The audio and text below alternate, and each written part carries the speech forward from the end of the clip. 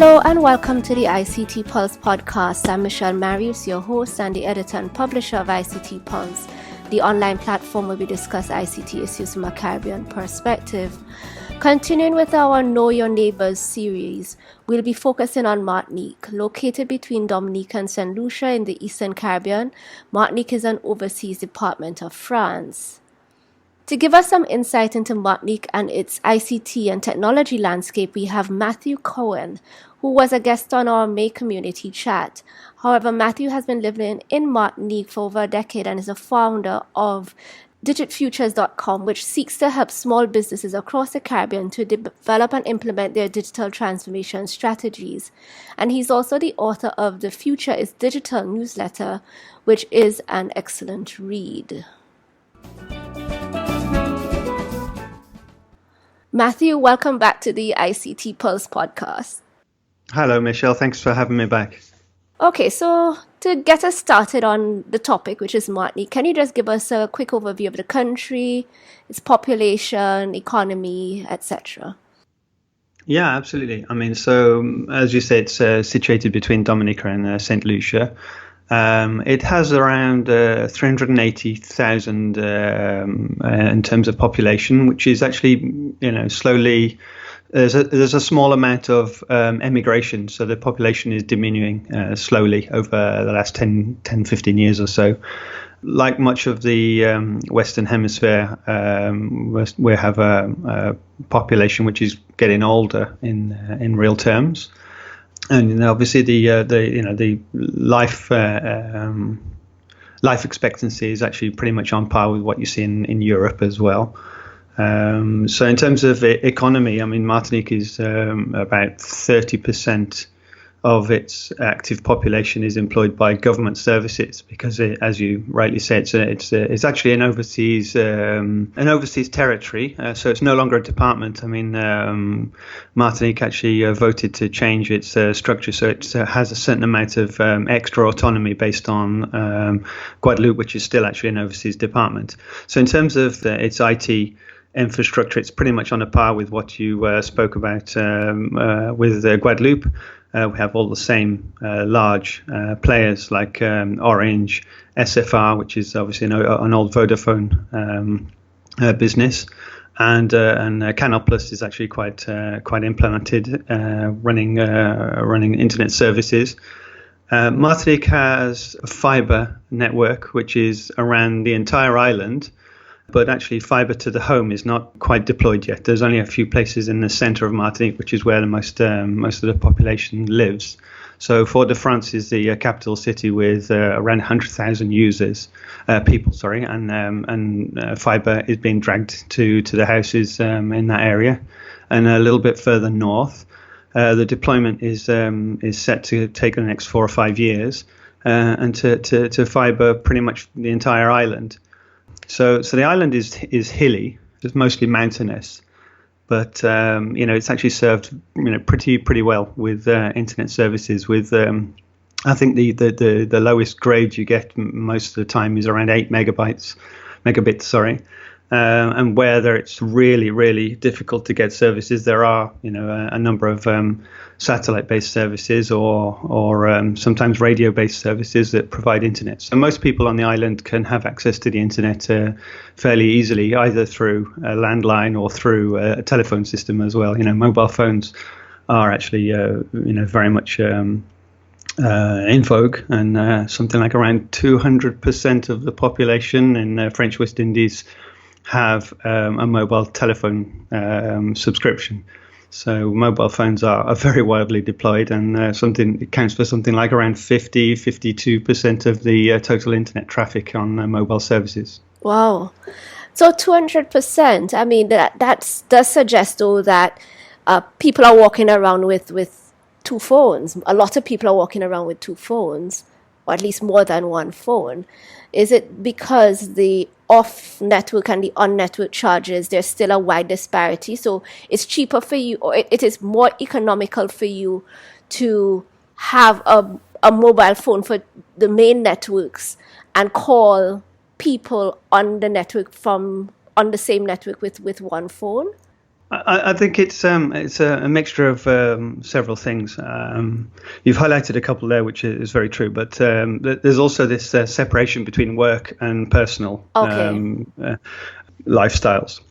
And laws in France prohibit organisations contacting their employees outside of work hours.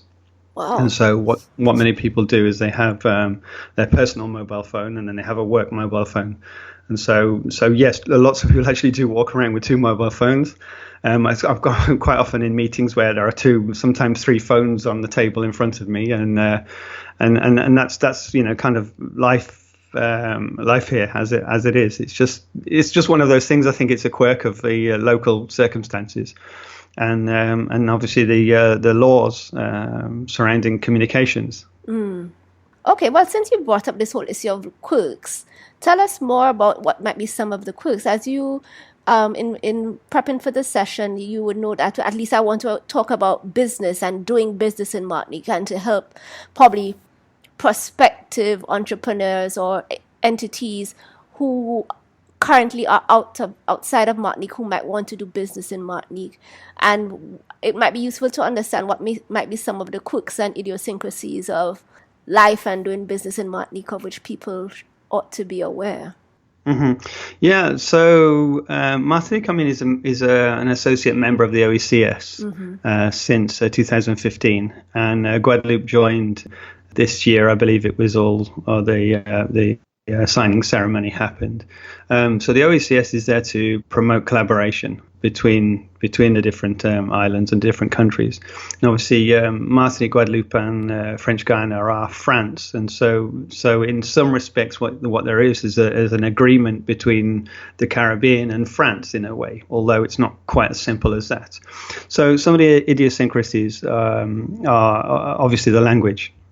Whilst quite a number of people will speak a certain amount of English, much of the documentation, the tenders, anything really that is official is going to have to be done in French.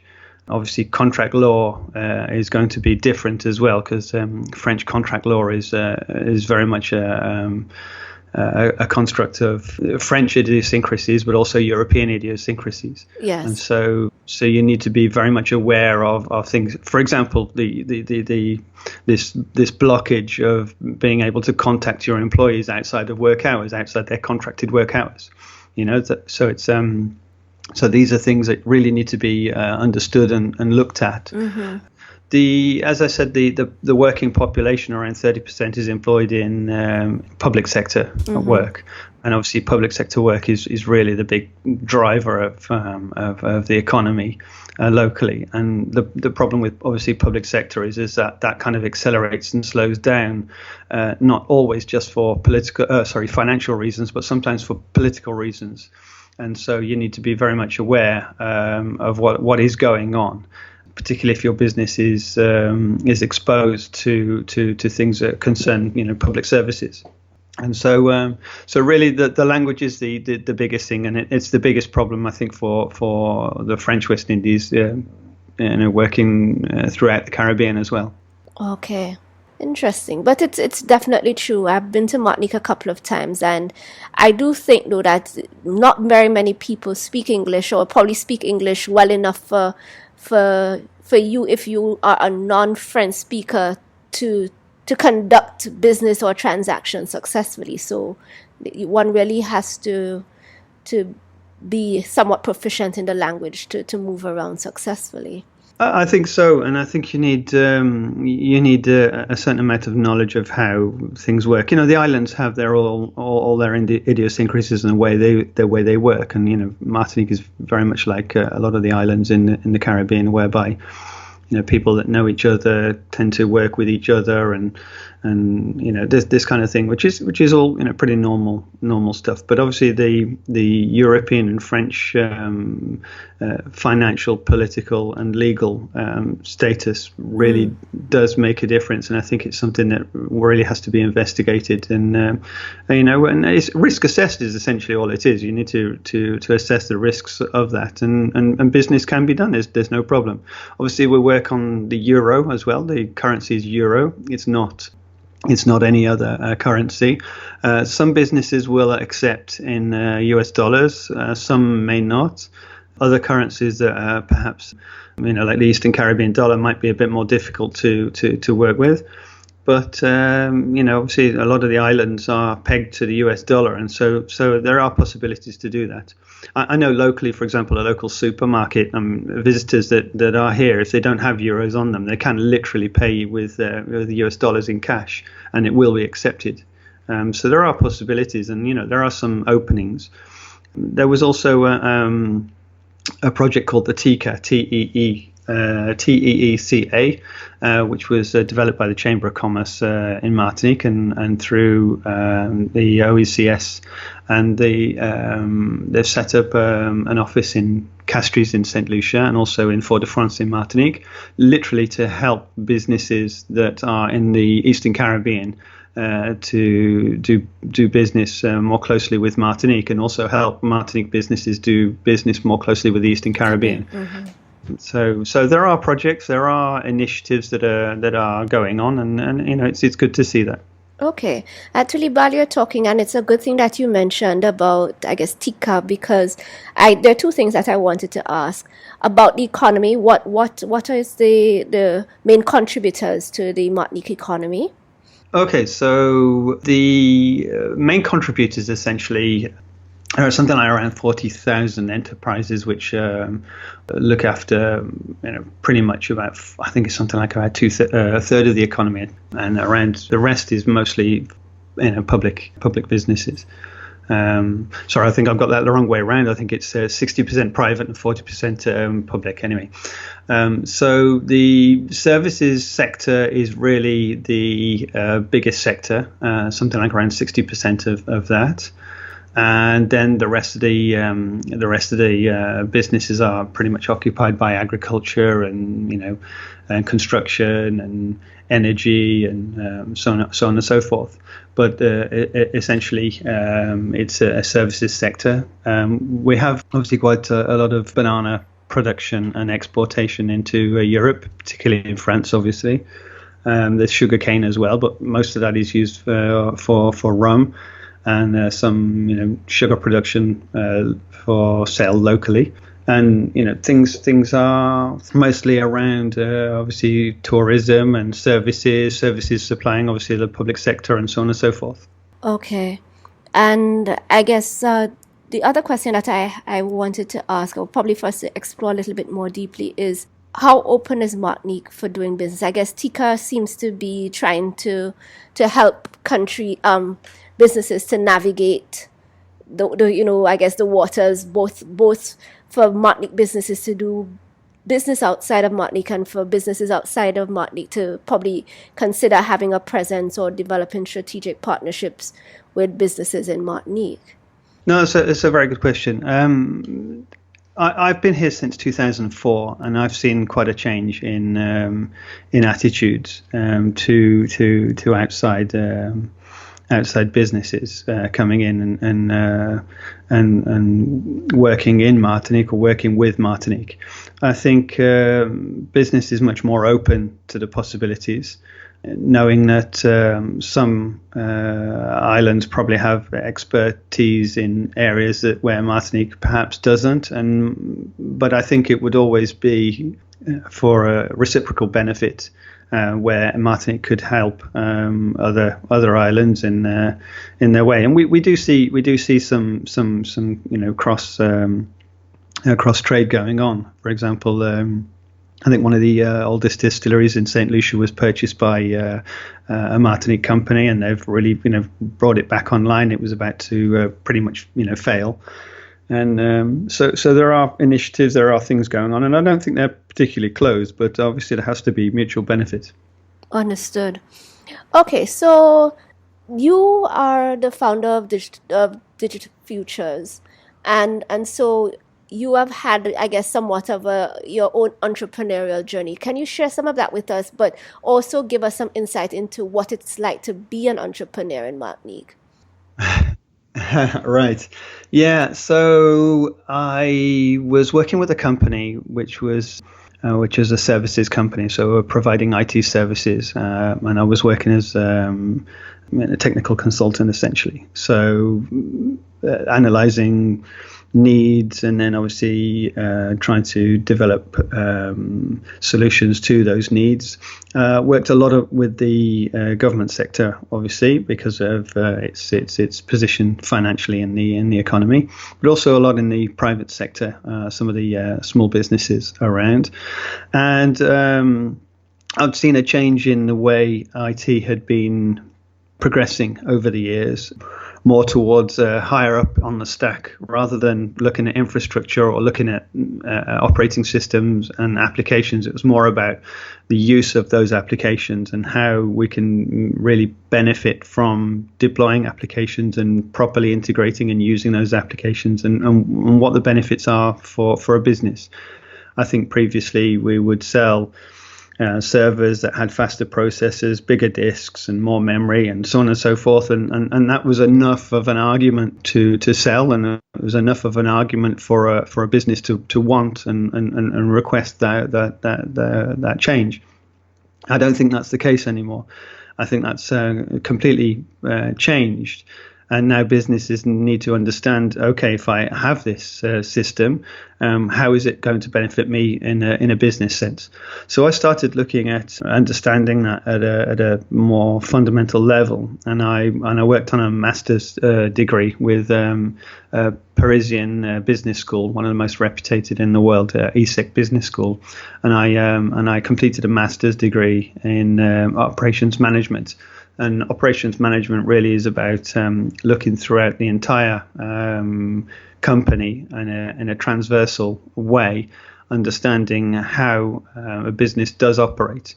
And this really was a launch pad for me to set up Digital Futures, which is really there to kind of look at a business from an IT and digital transformation perspective, rather than looking at it from a pure IT sell hardware and software perspective. So I don't sell anything apart from advice, essentially. So it's really an accompaniment to look at operations internally, look at how a business is structured, and look at opportunities for them to optimize using digital technologies, and sort of. On the side of all of that, I developed, and I had a long passion for writing from a very early age.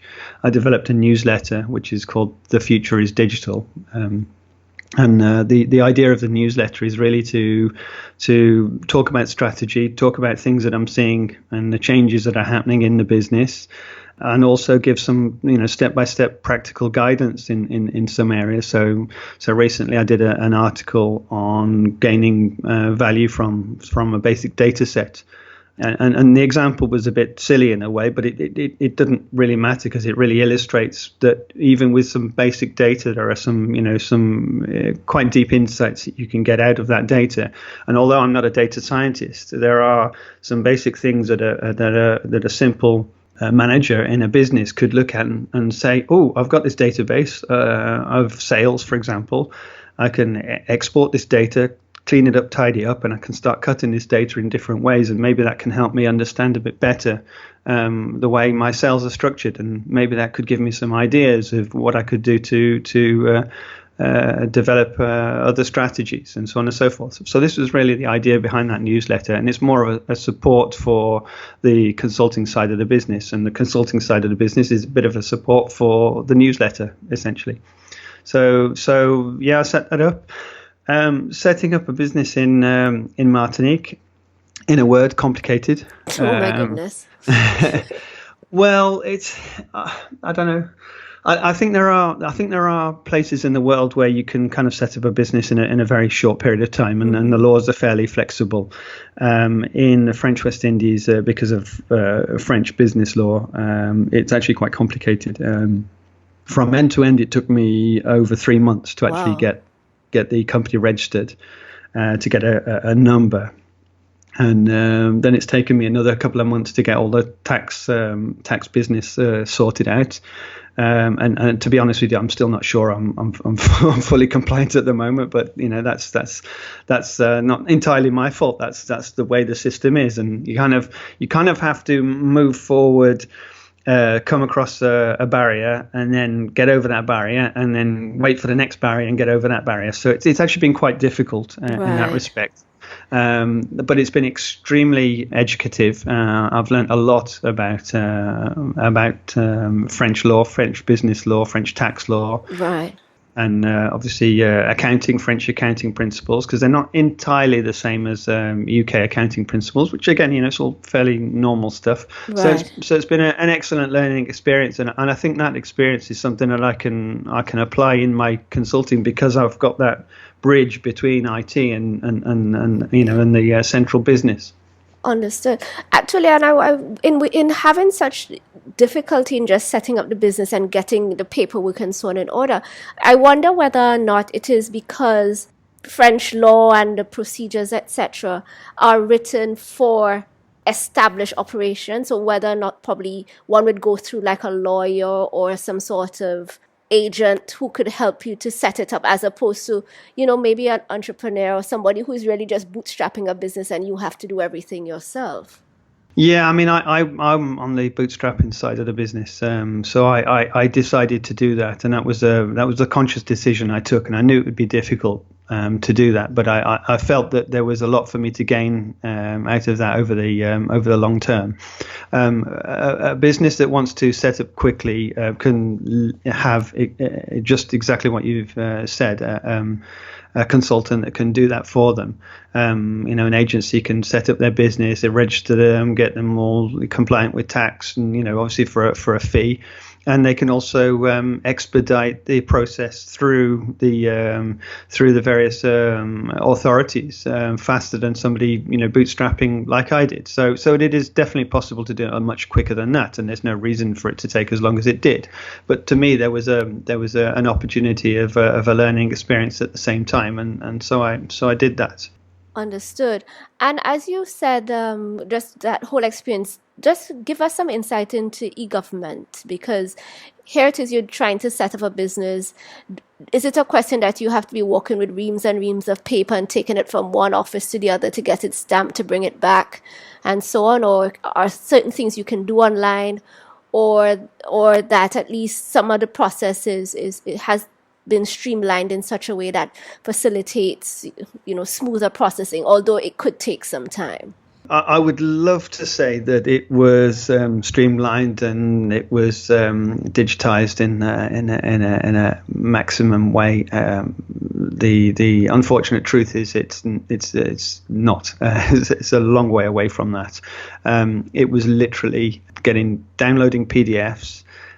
Filling in the PDFs either by hand or using, a PDF editor, printing them out and then taking them to the right place, and it was all a manual process, and it was actually fairly opaque as well. So I send the document in, and I had no real a tracking number, or understood where the process was or anything. And then, one day I got a letter back which sent back some of the documents that I'd already sent, but there was no note in there. It was just literally some of the documents that I'd sent in. So calling the local office and speaking to a very kind lady, she said to me, "No, I guess it's just you sent too many copies, so we sent them back to you." But there was no, it was very much an opaque process like that, and the procedures that I was told, do this and then do that, weren't exactly what needed to happen, and I think these are the kinds of things you do learn. There are plans to get this digitized, because the same processes are digitized in France. So I would actually have been able to completely register the company in France, using exactly the same systems, exactly the same forms, etc., all online. That would have been possible in France, and there's obviously a shorter delay in getting a receipt, and shorter delay in actually getting it registered, and so on and so forth. But unfortunately in Martinique, it's not the case yet. There are plans. It's going to happen, but I don't think anybody knows exactly when at the moment. And it's the way the structure is as well. I mean, Martinique, Guadeloupe, and French Guyana actually share a certain number of competencies. For example, the organization that looks after the statistics, the INSEE, they are based in Guyane, in French Guyana. And so the documents that have to be registered in the INSEE to say that you are now a company, et cetera, they all have to be sent from Martinique to French Guyana, and then somebody has to do that from French Guyana, and then obviously send some stuff back to Martinique. So there's a force in distributing the services around the three territories, but there's also, it introduces a certain amount of delay and complexity. But it's the way it is, and it's fine. Okay, I guess the thing though is that the important thing is to be aware of the process and to manage expectations. Yeah, absolutely, and I'll be absolutely honest. The Chamber of Commerce in Martinique were very good to me, and they did say to me, this is not going to take 2 weeks. This is going to take longer, and we will contact you. And they did contact me, and they did do exactly what they said, and everything worked out fine in the end. And so my expectations were managed correctly, which is good. It's just obviously I'm on the digital side of things, and I would like to have registered the company online and 72 hours later have my company number, but yes. We're not there yet. Right. It will get there. Okay, so just to begin to just wrap up the talk about the entrepreneurial and startup environment. So you've registered a business. In terms of probably getting support for the business, so whether in terms of mentoring or funding, what might be options available, or is there that kind of support in Martinique? Yeah, absolutely. There's been a big change in the last couple of years or so in terms of entrepreneurial spirit, and there are funds available, there are organizations available, and France has some play in that as well, with BPI and Banque de France and things like that. So there are things in place. On the digital side of things, there are organizations that have started up recently. One's called Martinique Tech, which is really an association of people that are very much passionate about technology, and they organize events on a regular basis. They do have like startup pitches as well, so you get younger entrepreneurs with ideas come, they do their startup pitch, and then we give advice on things. Or I've participated in that before now. And then recently a more structured organization called Martinique Digital, which is sort of promoted by the Collectivité Territoriale Martinique, which is a local government, to create an association of tech-related businesses, particularly on the digital aspect of things, to get them up and running and federated and working together, and to try and enlarge the offer of digital within Martinique.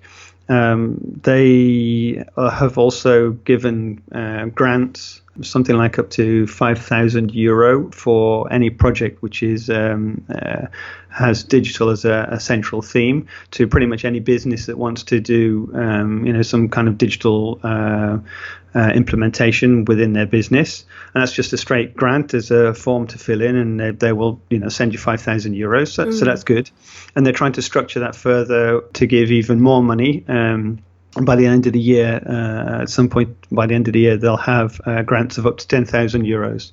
So there is money on the table for those things. For the businesses themselves that start up, there are investors. There are obviously the bootstrap way of doing things, and obviously there are a number of associations around that can help businesses with small business loans, of reduced rates and so on and so forth. So there is possibility. There's some dynamic around that. Yeah. Okay, great. And What might be some of the tech-related or tech business-related trends you are seeing in Martinique, or possibly even in the wider French Caribbean business community? Yeah, nothing exists in a vacuum, as you know. So some of the trends that you're seeing are some of the trends that you're seeing pretty much all around the world. So digital is becoming a central theme. Digital transformation is pretty much on the lips of everybody, but it's quite. I met with somebody recently, and they said to me, it's all very opaque. I don't really know. I don't really understand. And so that I think there's a lot of work to be done to try and demystify that for people, and that's an aspect that I'm trying to work on currently. So trends in obviously businesses that are more digital, mobile based, where they have access to their systems and services through mobile services. Obviously, machine learning and artificial intelligence are pretty much on the horizon for a lot of people, and businesses are trying to look at how that can be implemented.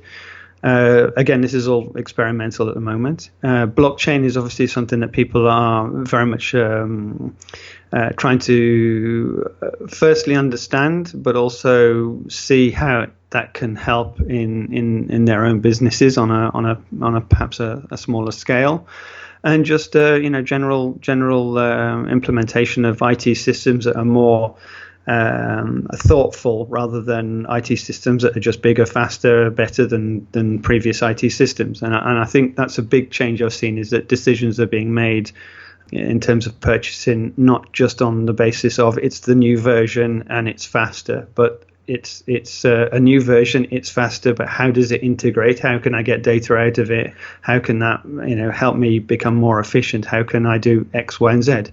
And I think those are the bigger changes I'm seeing in the industry, and pretty much what you see is going on in Martinique is going on in Guadeloupe and French Guiana. Okay. And what do you believe are the strengths of the ICT tech space in Martinique? The strengths are a very good question. So the historical strengths are the services, the organisations that supplied IT services locally that clearly understood the local market and how to work with the local market on both sides, on the private and on the public side of things. So those are the traditional strengths. The strengths that are coming on board now are the strengths in the younger generation, understanding the implications of digital systems and services, and what they need to learn and to do in order to integrate them better. So we're seeing a lot of the younger generation understanding about 3D printing, 3D modeling, understanding about blockchain, what that can do, understanding about artificial intelligence or machine learning, and so there's a number of developments on that side of thing which are pretty good. I think there's one thing that we're not quite there yet on, and I'd like to see more evidence of that, is data science. And I think data science is going to be an extremely important future in digital systems, and I think that's one of the things that really does need to be developed, and I think there are some initiatives, but we're not quite there yet. Okay. And since you mentioned data science, but are there any other sort of challenges or deficiencies that you think Martinique should be addressing to improve the ICT tech landscape there? I think, the infrastructure here is very good. Infrastructure is good. It's cheap enough. I was actually very interested in your article when you looked at the costs of communications throughout the Caribbean. Right. And I'd like to see that extended to have Guadeloupe, Martinique, and French Guiana included in that, because I think it'd be interesting from the Caribbean side of to see what we have, but I think it'd be interesting for us to see what they have, what you have essentially, and the comparison, because I think we come out very, very well, even though we sit here and we complain about our internet's terrible all the time. I don't think that's really the case. I think it's actually pretty good and pretty cheap compared to the rest of the Caribbean. So on that side of things, I think we're okay. What the things that they can do, I think, is have better access to finances, better support, and a much more open way for businesses to start up and try things. I think there are institutional difficulties that make the decision to start a business a very, very big decision, and whether you really want to take that on board and try something and risk what goes with that. I think that's a very much a blocking point for people. It certainly was a blocking point for me.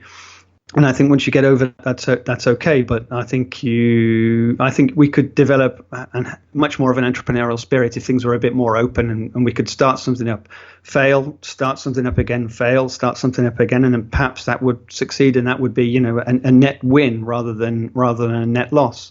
And I think having it so difficult to start things up means that it's probably at the moment a net loss. Because I think a lot of people would like to start things up, and they just won't get round to it because it's more difficult to do. The other side of things is that the businesses are obviously very much reliant on the public sector, and the public sector, as I said, ebbs and flows the way public sector does. And that's always a difficulty and a risk to bear. Some of the organisations, like the local health service, will pay in something like 180 days. I mean, wow. That's really difficult for a small business to bear that. And I know there are initiatives to try and bring that down, but we're not there yet. So again, there are those kinds of difficulties which make it feel like you're swimming in syrup rather than in water. It's Understood. Actually, as you're talking about the difficulties in starting business and nurturing that whole entrepreneurial spirit of failing and rebuilding in a pretty quick speedy way, it kind of came to me that I guess Martinique being an overseas territory of France, that it might be similar to France, where there is such a strong sort of social construct. You have excellent healthcare, you have very good social services, you have good pensions, etc. So I wonder to what degree that it's almost as if the laws and the policies have been put in place to protect people, but what it's doing is that, certainly from an entrepreneurial business and startup perspective, is that it makes everything so onerous that the whole posture of trying an idea, see whether it has legs. If it doesn't have legs, you can close it down or pivot in some way. It makes it very difficult to do so. What do you think? I think that's a fair characterization. I'll give you one statistic, which is very much in the mind of most people that start a business. When you employ your first person, so you'll pay them a salary. So let's call that 100. Mm-hmm. What you end up paying every month is around about 180, and that 80 extra is for the social charges, essentially, to the government, local government, health, and all of those things. Mm-hmm. And so it's actually obviously very much in mind of a business owner who wishes to have people, employees, how much it's going to cost them. And obviously, the bigger the costs, the more risks there are associated with that. So I think that social construct is there for very good reasons. But from a purely entrepreneurial point of view, I think there could be a certain amount of flexibility introduced that exonerates, startups for a number of years. And there are a couple of things. I mean, I've got a certain exoneration of some taxes for 2 years, but 2 years to start a business it really isn't enough time. Particularly in the digital world, where we're seeing businesses start up and not being profitable for 10 years, and those are that's pretty much the plan, and that's what we want to do. And the reason is because you need to plow money back in, or you need to gain users on board and get to a network effect, and a network effect doesn't come in 2 years. Right. And so that lack of flexibility, I think you're absolutely right. I think it blocks a lot of people from taking the plunge. Okay. And my final question, if someone outside Martinique wants to do business in Martinique, what are key steps that you would recommend?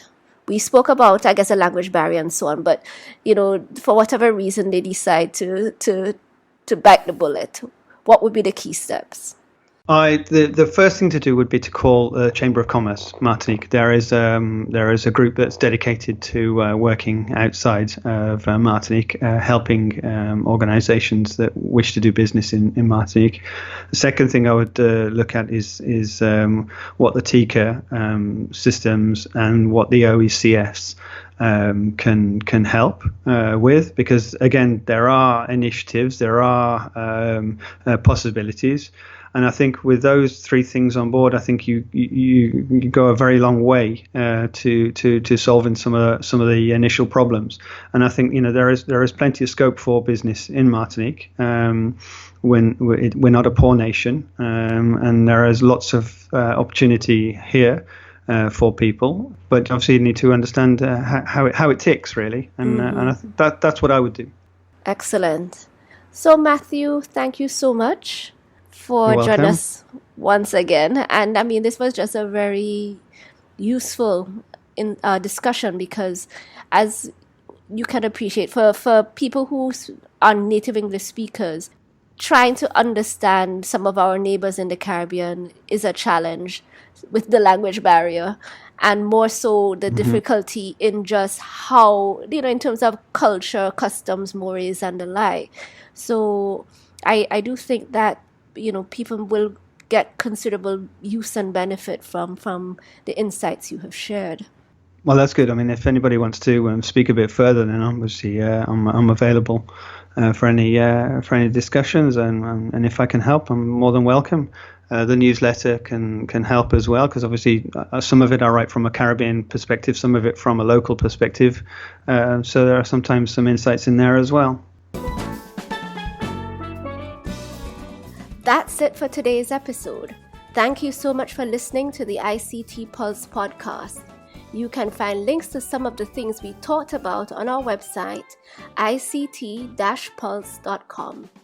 If you like this episode, please show your support by leaving us a review on iTunes, as it will help others find the show. You can email us at info@ict-pulse.com, or drop us a note on our Facebook page, facebook.com/ICTPulse, or via Twitter @ICTPulse. We hope you'll join us again for our next episode. Take care.